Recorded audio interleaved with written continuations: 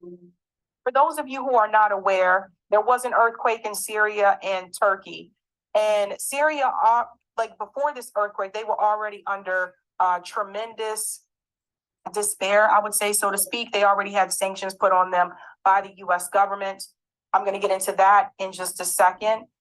But people are starving in Syria. This is serious. A lot of people don't talk about it. A lot of people don't even know. When I leave this bubble, this independent media bubble, and I talk to everyday peeps who are not in this space, most of them don't even understand what is happening to people in Syria.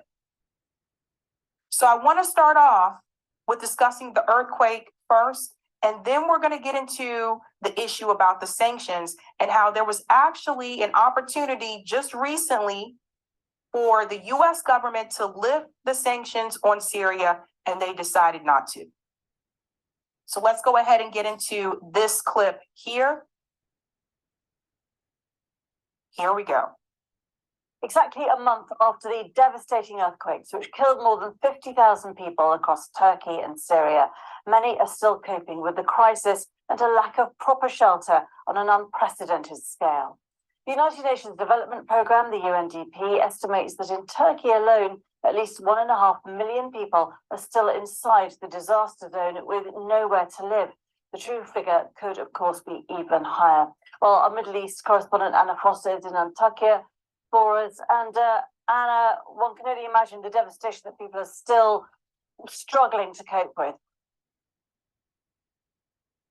That's right, Geeta. I think one thing that's notable today, a month on from those first quakes, is how little has physically changed. You still see so many buildings like this one. This was one of the new buildings that should never have collapsed. They should have stayed up because they should have been built in a way that made them able to withstand earthquakes. But nothing has changed here, and nothing will for a long time.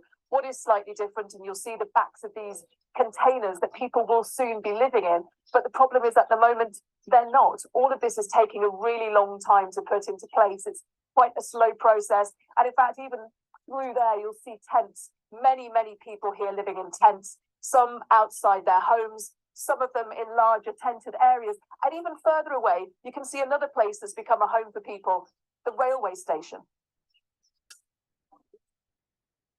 These trains haven't left the station for a month.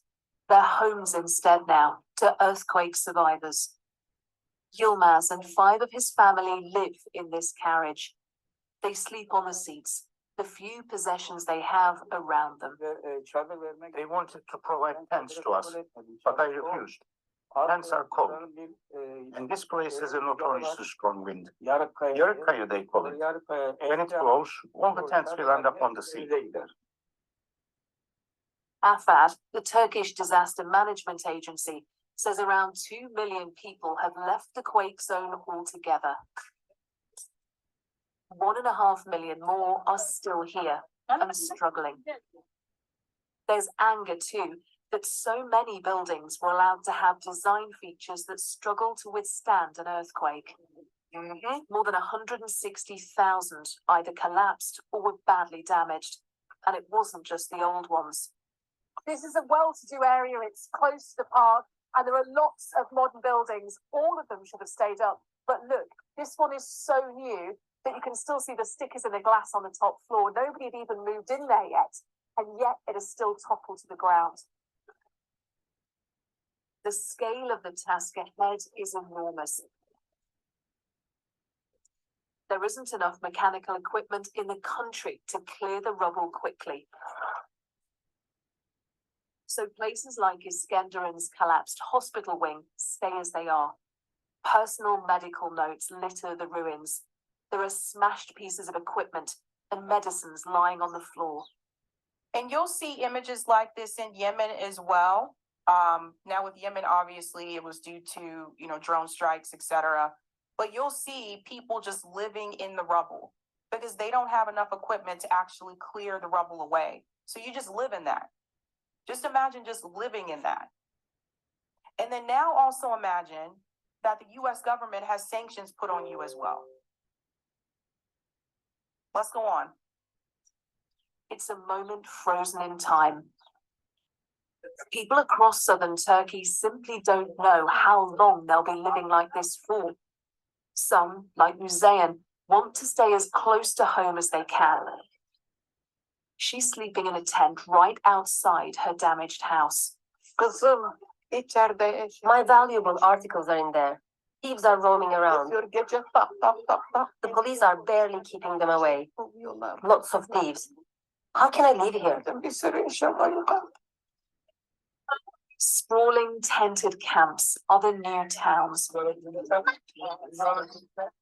Big promises have been made for a program of permanent rebuilding, but it won't happen quickly. You can't deal with devastation on a scale like this in days or even in weeks. The impact of this is going to be felt by people here in southern Turkey. You see this? Look at all the rubble. Again, there's no way to clear this quickly. No way. It's terrible. That's right, Terry. What a tragedy, an absolute disaster. And it's not an uncommon tale. Like, that's the thing. When you look at some of these countries abroad, particularly where there's countries of brown people, let's just be real, brown people and black people, this is not unusual. And they have to live like this. But a lot of people don't focus on those countries, though. You know, a lot of people aren't focusing on countries like Syria, countries like Haiti, countries like Somalia, countries like Yemen. Everybody wants to talk about what's happening to the Ukrainians. And this is not to say we don't feel sympathy.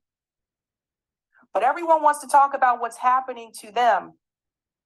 But all these other countries that have been being destroyed for years, nobody wants to talk about it. You don't even hear about it. Does mainstream media talk about the sanctions that people are suffering under in Syria? Did they talk about that? No. Do they talk about the fact that people in Afghanistan are also starving? No. And you need to ask why that is. For years. Anna Foster, BBC. Well, Anna, as we can see, is there a month on, and just how and who is helping the people there, obviously in such desperate need? Well, help came very quickly in terms of search and rescue missions. We saw teams from all over the world who flooded into southern Turkey and did what they can to try and find people who were still buried under the rubble for those first 2 weeks. Now things have really changed because, of course, so much time has passed that everybody who may still be under these collapsed buildings has sadly lost their lives. And it's about supporting those people who survived.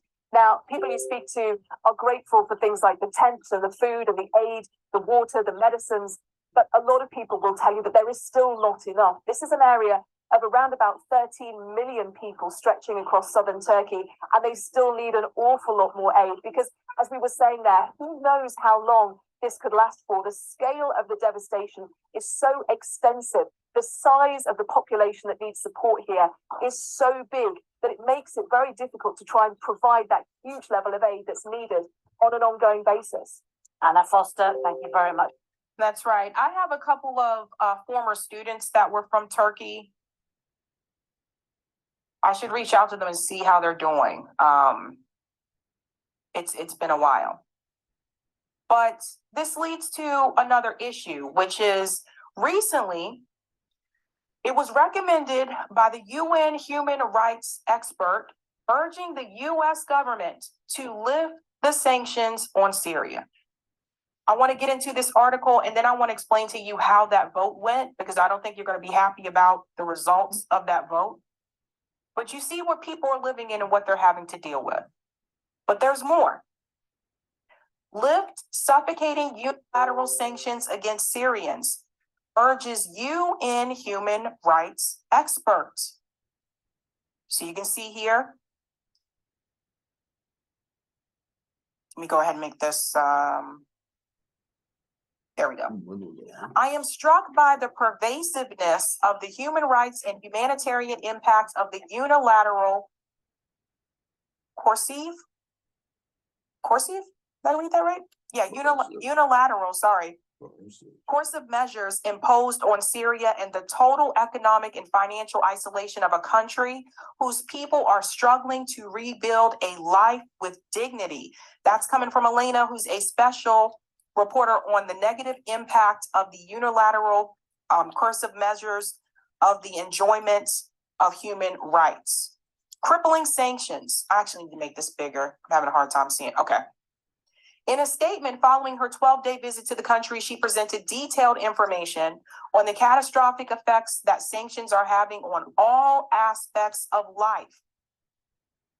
Currently, 90% of Syria's population is living below the poverty line. She said this, pointing to their limited access to food, water, electricity, shelter, cooking, heating fuel, transportation, and healthcare. Now, everybody wants to talk about what people are missing right now in Ukraine and what they need help with. But I want to remind you, before this conflict with Russia and Ukraine, there was this situation with Syria. These people have been living like this for quite a while. Yes.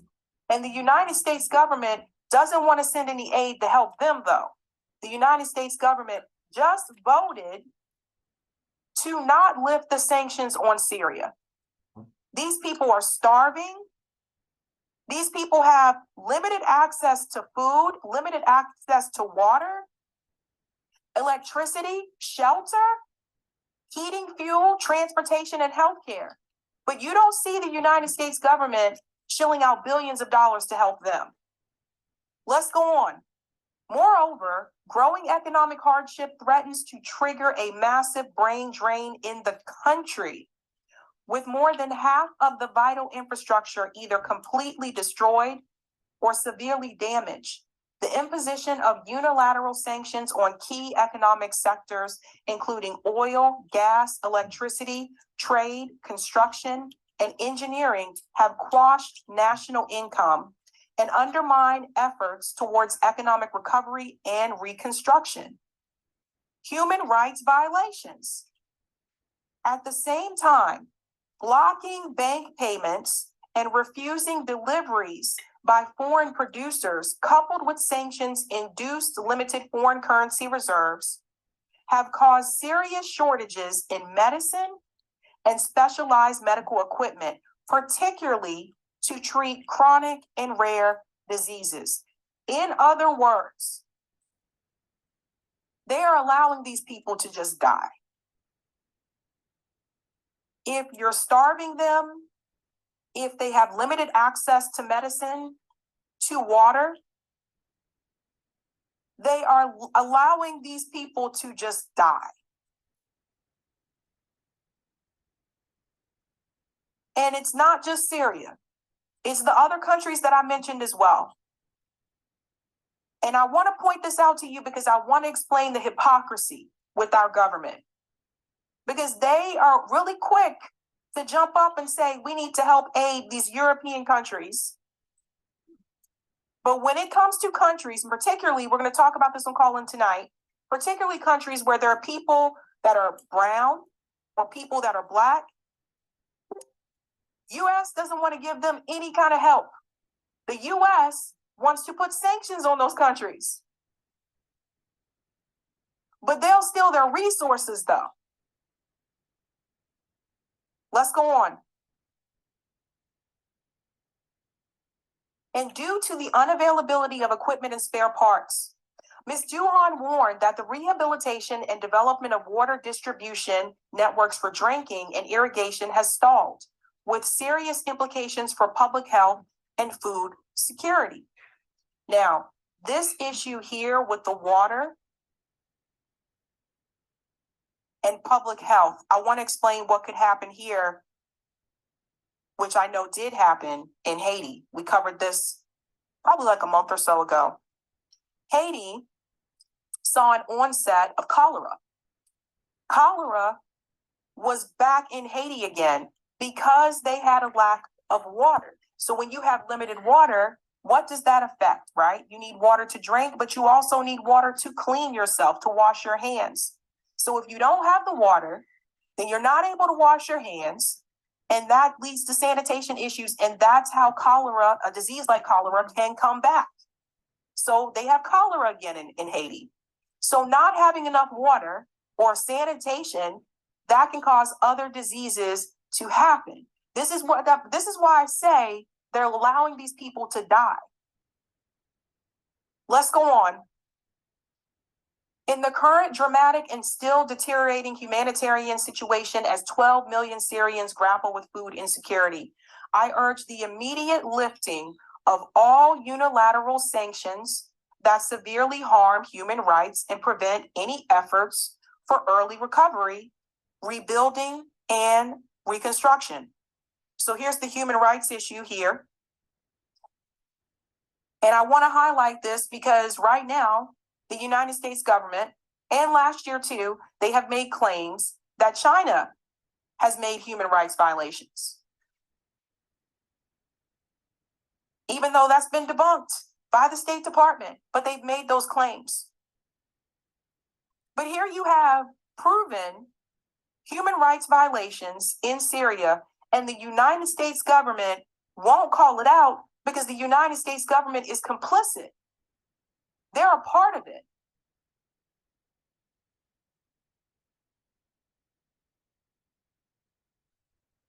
No reference to good objectives of unilateral sanctions justifies the violation of fundamental human rights. The international community has an obligation of solidarity and assistance to the Syrian people. But I've said this before, and I'll say this again.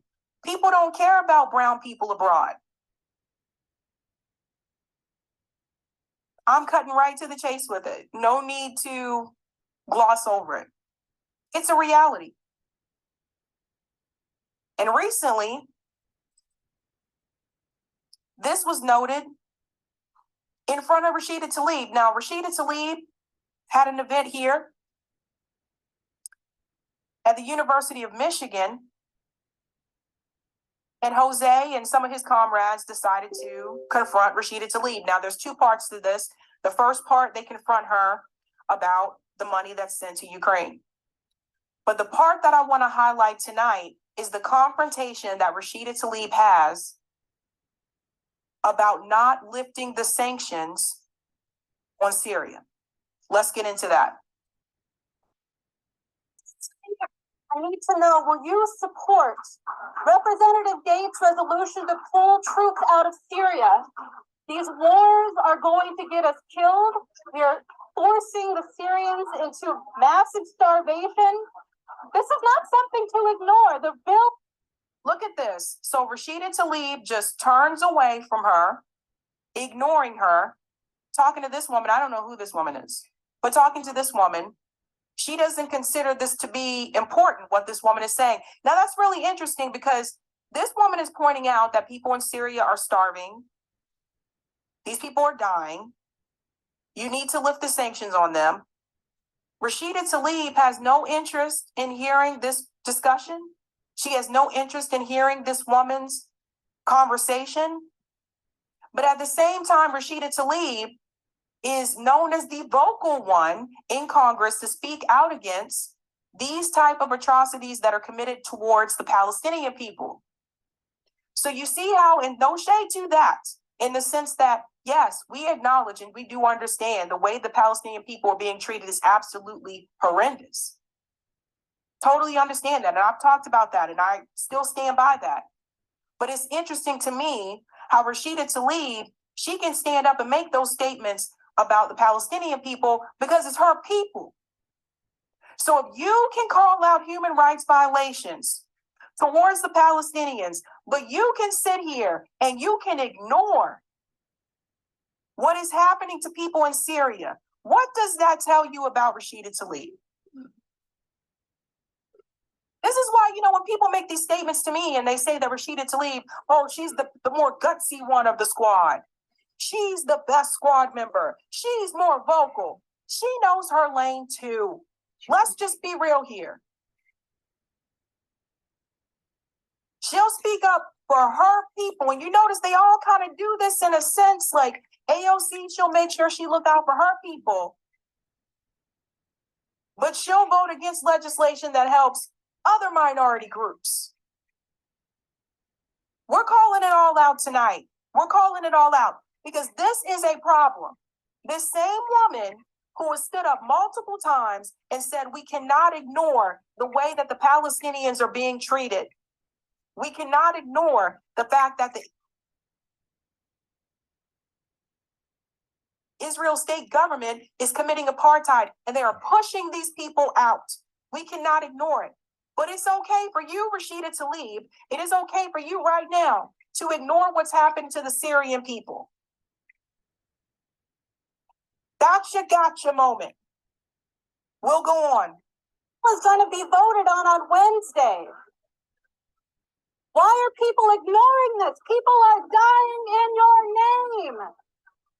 Representative, none of these people care. None of these people care. You didn't say the magic word. You didn't say it's happened to Ukrainian people. No. You didn't say it's happening to people in Israel. You said the wrong word. You said Syria. And I'll go ahead and tell you another thing too. If she would have said Haiti, they would have ignored it as well. You are my representative, Representative Tlaib. I demand an answer to this resolution. I'm going to call your office. I'm going to be at your office. We need to pull our troops out of Syria. We need to stop the sanctions on these wars. Oh my God. I feel her frustration. I really, really feel it. It really makes me feel some kind of way. It's just, don't come with me with this. You care about brown people abroad. You care about the people that fit your interests, that help you continue to get reelected. That's what you care about. That's what this is really about. So you can come out looking like the good one because you can say, I'm the only one in Congress standing up for the Palestinian people. And you turn your back on the Syrian people. So what is that? That's Rashida Tlaib. And the woman talking to her, that's her constituent. I am absolutely disgusted and appalled that anybody right now can still sit here and carry water for these people. I cannot do it. I cannot do it. Palser says, I am Palestinian, Syrian, American. Syria and Palestine are one people in heart, and Rashida betrayed us.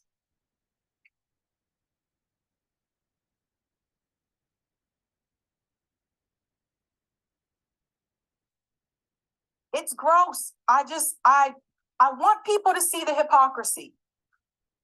You cannot, at this point, you cannot sit here and pretend like she is some hero. Just because she calls out one atrocity, but she doesn't call out the other. Of course, she's going to stand up for her people. Don't even come at me with this. Don't even come at me. They all do it. They all do it. But they turn their back on the other groups. Wake up, people. Wake up. And I'll show you that they all do it. Here's the voting roster here. Let's do roll call. So this is the bill. House Resolution 132. Vote question on motion to suspend the rules and agree, responding to the earthquakes in Turkey and Syria on February 6, 2023. So you're going to see the yay and nay votes. It passed. Only 2 people voted against it. Only 2 people voted against it. So let's check. We're going to check for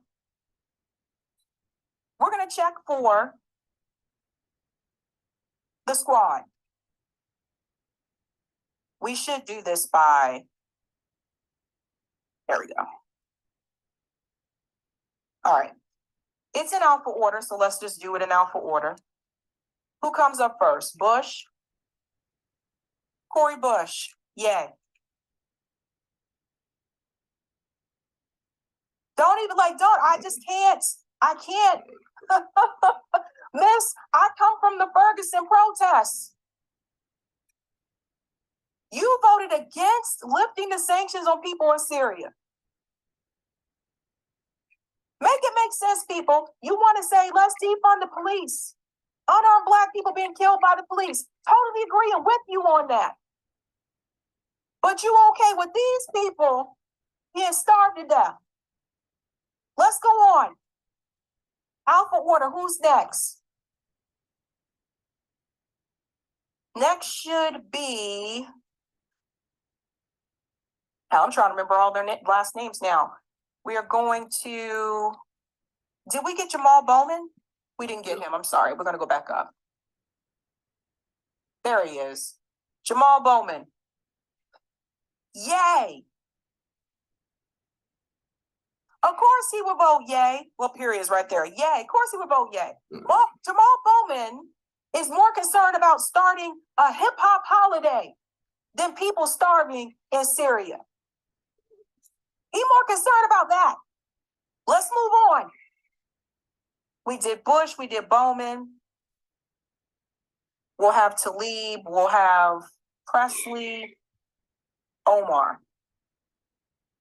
We got to go to the O's. Faster. In O. So they right next to each other. AOC. Yay. Ilhan Omar. Yay. Ilhan Omar. Originally from Somalia. The U.S. government issued drone strikes on your own people. And you raise your hand and you say, I wrote a letter to Joe Biden to tell him I disagree with this towards the Somalian people. This is my home country. Where's the letter, Ilhan? Towards the people in Syria. So you see it again, they protect their own. That's it. Let me go on. Then we go to the P's. So let's go to Presley. Here we go. Ayanna Presley. Yay. This is absolutely horrendous. Let's go to Rashida Tlaib. Tlaib. Oh, I passed, sorry. Right here. Rashida Tlaib. Yay. So you see, I have to say this, and I apologize if I'm a little pissed. Because I gotta say this, because the number of times I have seen this woman stand up, and I have seen her say, we have to protect the Palestinian people. You're an actress. You want to protect your people, but you don't think other people who in dire situations abroad should be protected. You see, your votes do fucking matter. You can always pull up the roll call. This is why I tell you guys, you can always pull this up. This woman is a fraud. They're frauds. They're actresses. Don't buy anything that they say. Don't give them any of your money. And don't support them. Period. I don't know how much more I can stress that. I don't expect the Republicans, for the most part, to vote against it. I don't expect the Republicans to say, yes, let's lift the sanctions. I don't even expect these corporate Democrats who take money from the military-industrial complex. I don't expect them to do it. I don't expect the squad to do what they're supposed to do. But you know why this really upsets me? Is because there are a number of people who have not woken up, who still believe that they are the best we have. So let me make this very clear to you. If they are voting this way, they are not the best that we have. We have no best, damn it. Let's just be clear about it. There's no best. Stop it with the best. What we have are people who went into a system that became a part of that system. They have no problems voting along with Democrat leadership the way that they're told to vote. They have no problem doing this. They're not going to stand up for you. They're not going to stand up for me. They're in the system now, and this is a fucking joke. Don't come at me with, oh, but they're better than the Republicans.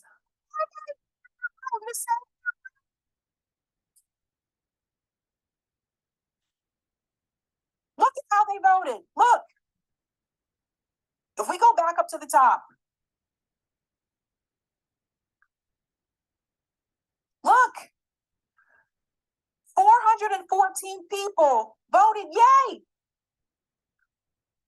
414 people voted yay. So tell me, people, for the people who keep saying to me, they're better than the Republicans, how the hell are they better than the Republicans if they are voting along with the Republicans and they refuse to lift the sanctions on people in Syria who are starving, who are dying, who need water, who need food, who need medicine? How are they better?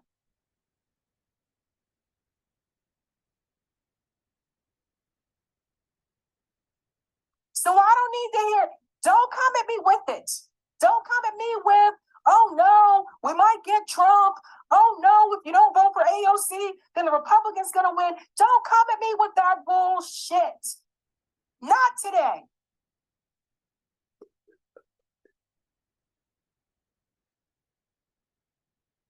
While everyone, so many people was talking about on Saturday, talking about Marianne Williamson, when you had Shama Sawant launch worker strike back, and everybody talking about, oh, Marianne. Everyone's so busy talking about that. You were distracted about this. Most people don't even know about it. So many people talking about who's running for office, not talking about how these politicians are voting, though.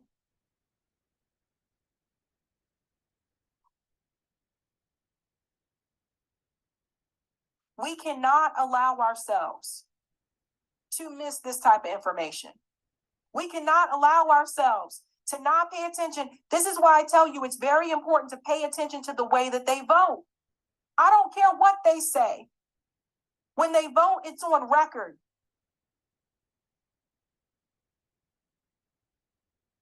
So nobody come at me. And Ayanna Presley,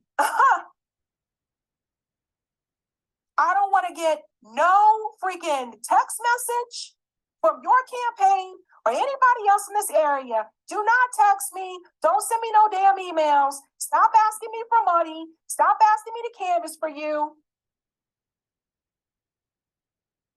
None of it.